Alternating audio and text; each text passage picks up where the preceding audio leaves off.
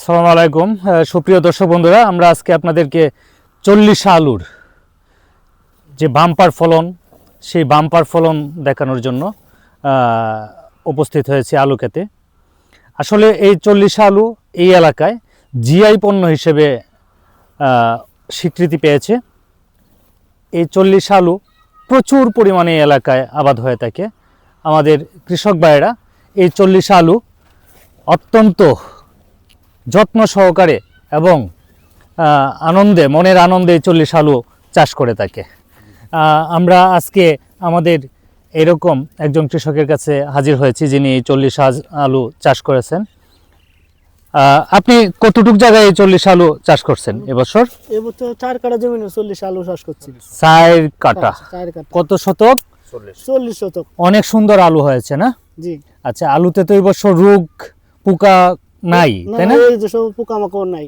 আচ্ছা, কত টাকা করে বিক্রি করেন আলু? কত টাকা ভাই? তো বস্তা আলু এখন 700-600 টাকা মন বিক্রি করতে পারি। দামটা কমে গেছে না, যখন উৎপাদন বেশি হয় আর যখন উত্তোলনের মৌসুম থাকে তখন আসলেই এই আলু চাহিদা কমে যায়। আসলে এই আলু যদি আমাদের এখানে সংরক্ষণের ব্যবস্থা থাকতো তাহলে এই আলুর প্রকৃত দাম আমাদের কৃষকরা পেত।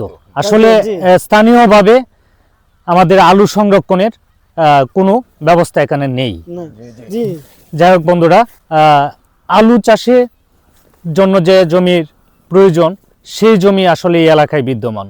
আলু চাষের জন্য দোআঁশ, বেলে দোআঁশ মাটি সবচেয়ে উপযোগী এবং জৈব সারের ব্যবহার এই এলাকার কৃষকগণ করে থাকেন।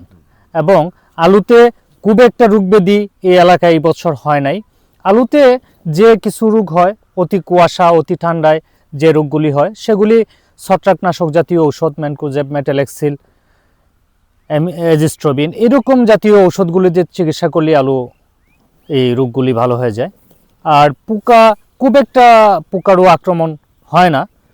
যেগুলি হয় সেগুলি নিয়ে আমরা পূর্বেও কথা বলেছি যে আলুতে যে পোকাগুলি হয় সেগুলি সুরুই পোকা, সুতলি পোকা, এইরকম হালকা যে পোকাগুলি, সেগুলি আমাদের প্রচলিত যে ওষুধগুলি বাজারে পাওয়া যায় সেগুলি দিয়ে আমাদের, যেমন কার্টাপ জাতীয় ঔষধ, ল্যামডাসাইহেলোথ্রিন, ইমিডাক্লোরোফিড এরকম জাতীয় ঔষধগুলো যদি আমাদের কৃষক ভাইয়েরা প্রয়োগ করে তাহলে আমাদের সেই পোকাগুলিও দমন করা সম্ভব। এই বছর আলুর ব্যাপক ফলন হয়েছে এই এলাকায় 40 আলুর। প্রত্যেক কৃষকই খুশি। কি অবস্থা আপনার আলুর ফলনে? কি আপনি খুশি? জি জি, খুশি আছি। খুশি না? এবার কি ফলন অনেক বেশি হয়েছে, তাই না? অনেক বেশি হয়েছে ফলন, অনেক বেশি হয়েছে। যদি এটার প্রকৃত বাজার মূল্য পাওয়া যেত তাহলে আরো লাভবান হওয়া যেত। আচ্ছা, আপনার এই যে 40 শতক জমিতে আপনার কত টাকা খরচ করছেন? আমাদের কত হয়েছে? মনে 25,000 টাকা খরচ হয়েছে। 25,000 টাকা। কত টাকার বিক্রি করবেন আপনার এই 40 শতক জমি থেকে? তো 50-60,000 টাকা বিক্রি করতে পারি এখন। 50-60,000 টাকা। আসলে আমরা যদি আপনাদেরকে দেখাই জমিটা একটু, তাহলে দেখবেন যে অত্যন্ত সুন্দর একটা জমি উনি চাষ করেছেন এবং আলু সবটুকু থেকেই উত্তোলন করেছেন। এখানে প্রচুর মানুষ আলু উত্তোলন করে, বিশেষ করে মহিলারাই এই আলু উত্তোলনের সাথে সবচেয়ে বেশি জড়িত, তাই না? দর্শক বন্ধুরা, আসলে এই আলু চাষ সম্পর্কে ইতিপূর্বেও আমরা বলেছি। আসলে এই আলু চাষ আরও বৃদ্ধি পাক।